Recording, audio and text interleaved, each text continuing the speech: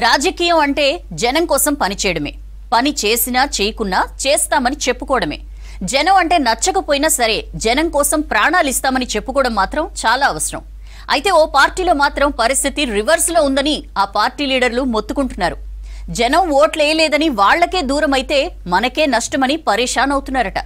చెరువు మీద అలిగితే మునిగేది మనమేనని చెబుతున్నా వినిపించుకునే వాళ్లే లేరని ఫీల్ అవుతున్నారట.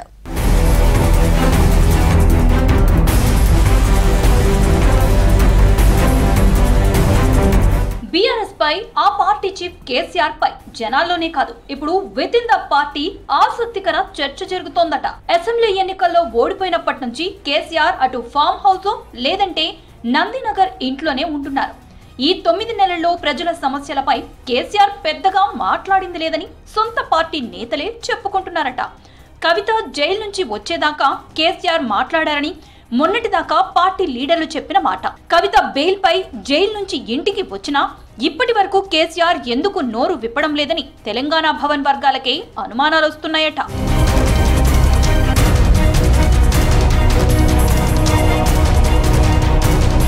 మొన్నటి వరదల్లో ఖమ్మం, మహబూబాబాద్, సూర్యాపేట సహా పలు జిల్లాలు ఘోరంగా నష్టపోయాయి. వరదలతో జనం నానా కష్టాలు పడ్డారు.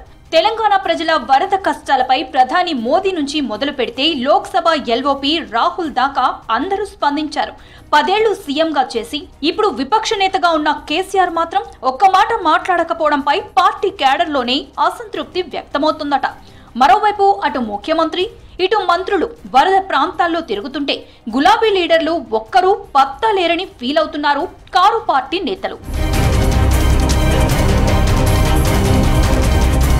ప్రజల్ని ఆదుకోవాలని విపక్ష నేతగా, పార్టీ అధినేతగా ప్రభుత్వాన్ని కేసీఆర్ డిమాండ్ చేయొచ్చు. కనీసం వరద ప్రాంతాల్లో పార్టీ కేడర్ని సహాయ కార్యక్రమాల్లో పాల్గొనాలని కేసీఆర్ పిలుపిచ్చినా బాగుండేదని గులాబీ నేతలు ఫీల్ అవుతున్నారు.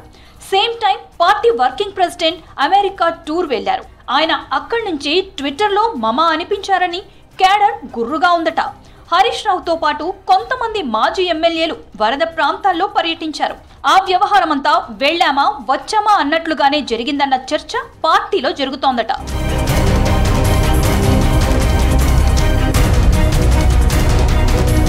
ముఖ్యమంత్రి రేవంత్ రెడ్డి కేసీఆర్ పై డైరెక్ట్ అటాక్ చేశారు. వరదల్లో జనం కష్టాలు పడుతుంటే ప్రతిపక్ష నేత కేసీఆర్ ఫామ్ హౌస్ గేటు దాటడం లేదని సెటైర్లేశారు. కాంగ్రెస్ పార్టీ నేతలు కూడా వరుసగా బీఆర్ఎస్ పార్టీపై అటాక్ చేస్తున్నారు. ఒక్కరో ఇద్దరు గులాబీ లీడర్లు మాట్లాడుతున్నా అసలు మాట్లాడకపోవడంపై క్యాడర్ తో పాటు లీడర్లు తలలు పట్టుకుంటున్నారట. ఇట్లయితే ఎట్లా అని బాధపడుతున్నారట. ఇక ఇదే టైంలో కేసీఆర్ యాగం చేయటంపై కూడా పార్టీలో ఇంట్రెస్టింగ్ చర్చ జరుగుతోందట. ఓవైపు ప్రజలంతా వానలు వరదలతో ఇబ్బంది పడుతుంటే ఫామ్ హౌస్ లో కేసీఆర్ యాగం చేస్తుండేందన్న అభిప్రాయాన్ని వ్యక్తం చేస్తున్నారట. ప్రజల్లోకి తప్పుడు సంకేతాలు వెళ్తాయన్న భయంతో ఉన్నారట పార్టీ నేతలు, కార్యకర్తలు.